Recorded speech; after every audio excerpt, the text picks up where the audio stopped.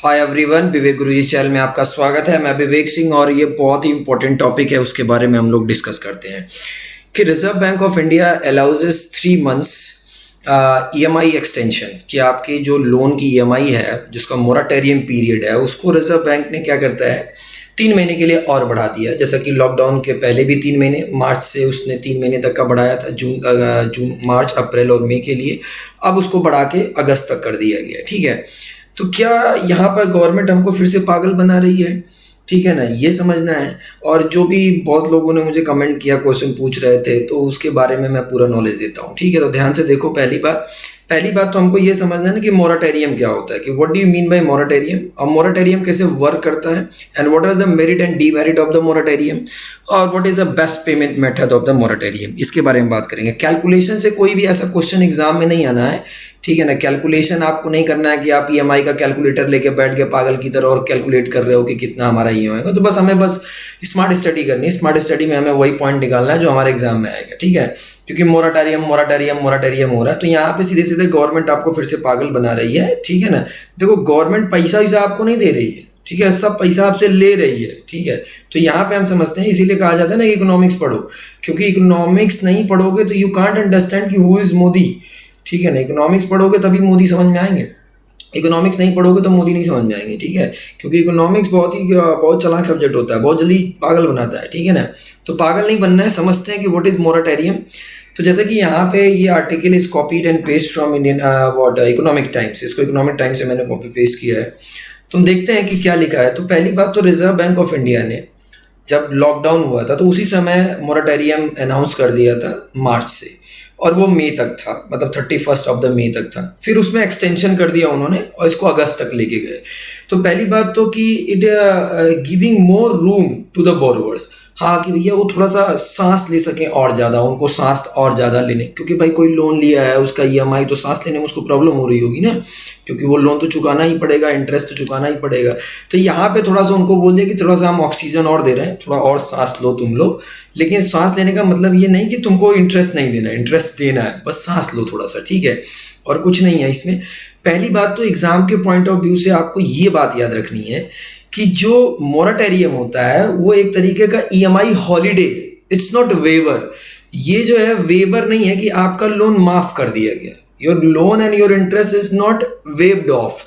ये waived of नहीं हुआ है, बस केवल क्या हुआ है, इसका ईएमआई हॉलीडे, मतलब कहने का मतलब क्या है कि थोड़ा सा उसको ग्रेस पीरियड मिल गया है, और कुछ नहीं।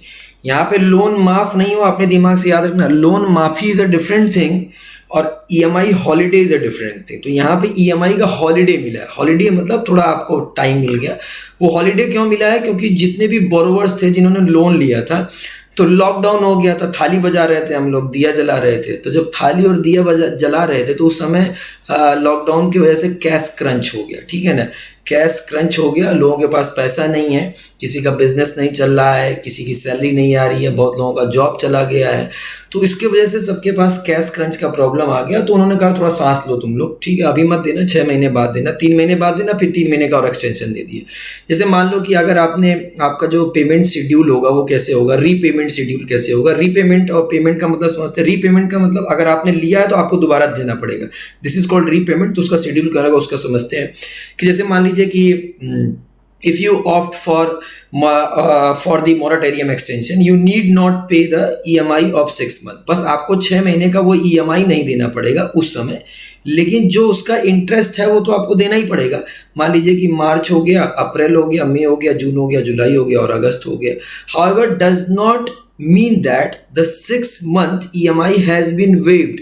मतलब ये माफ नहीं हुआ, ईएमआई आपकी माफ नहीं हुई, बस आपको क्या मिल गया, ग्रेस पीरियड मिल गया। ठीक है, अब वो ग्रेस पीरियड में आपको जो बैंक है वो 3 ऑप्शन देगा। कितने ऑप्शन देगा? 3 ऑप्शन देगा। पहला ऑप्शन ये होगा कि जो आपका इंटरेस्ट बनता है 6 महीने का, 6 महीने का जो भी इंटरेस्ट बनना है उसको आप वन टाइम पे कर दो, वन टाइम पे कर दो, पहली बात। अच्छा, दूसरे नंबर पर ये हो सकता है कि आप जो है अपने जो लोन का टर्म पीरियड है उसको आप इंक्रीज कर सकते हो।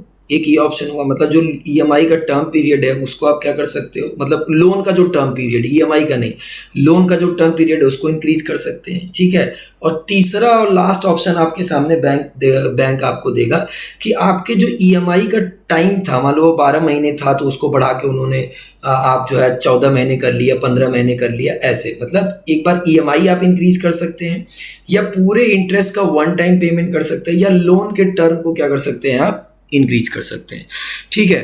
अच्छा, अगर हम एक बात बता दें कि जैसे कि इसमें बेनिफिट क्या है, बेनिफिट बस बेनिफिट कुछ नहीं है, देना ही देना है आपको। बेनिफिट तो तब होता है जब आपका लोन माफ कर दिया जाता है, तो यहाँ पे लोन तो माफ हो नहीं रहे हैं, बेनिफिट नहीं है, लोन आपका माफ होता तब बेनिफिट होता है, ईएमआई तो आपको देना ही देना है, ठीक है ना, इंटरेस्ट देना ही देना है। अच्छा, इसमें बस इतना बेनिफिट है कि आपसे कोई पेनाल्टी चार्ज नहीं लिया जाएगा, नो पेनल्टी चार्जेस, पहली बात।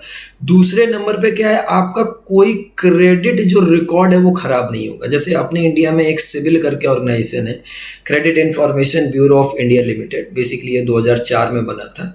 इसका काम क्या होता है कि जब भी आप लोन लेते हो ना, तो ये आपका एक स्कोर बनाता है, ठीक है ना, स्कोर बनाता है। जैसे आपकी ईएमआई की जो साइकिलिंग होती है, मान लो 12 मई की होती है, और हर आप 12 मई को अपनी ईएमआई का आप क्या कर देते हैं, पेमेंट कर देते हैं, तो आपका जो क्रेडिट स्कोर है वो बढ़ता जाता है। और जब कभी भी आप फर्दर बैंक से लोन लेने जाते हैं तो आपको बैंक एक अच्छा कस्टमर, लॉयल कस्टमर ट्रीट करता है और आपको लोन दे देता है। तो इससे क्या होगा कि जो आपका जो ईएमआई का हॉलीडे मिल रहा है, इससे आपका क्रेडिट रिकॉर्ड भी खराब नहीं होगा और आपको कोई पेनल्टी भी नहीं देना पड़ेगा। अच्छा, दूसरे नंबर पे क्या है, और कोई फायदा नहीं है, लोन माफ नहीं होगा, आपको लोन देना ही देना है, इंटरेस्ट देना ही देना है, गवर्नमेंट आपसे लेगी। मोदी का कहना, हम लेंगे कुछ देंगे नहीं, जितना हो सकता है आपको पागल बनाएंगे। तो thanks for watching me, this is Vivek Guru ji. और उसके बाद लास्ट में आपको याद रखना है कि अगर आप यूपीएससी की तैयारी कर रहे हैं तो आप मेरे पर मंथ यूट्यूब चैनल को ज्वाइन कर सकते हैं 299 रुपीज़ में, जिसमें आपको इकोनॉमिक्स, पॉलिटी और हिस्ट्री के लेक्चर्स मिलेंगे। तो thanks for watching me, this is Vivek Guru ji, bye bye.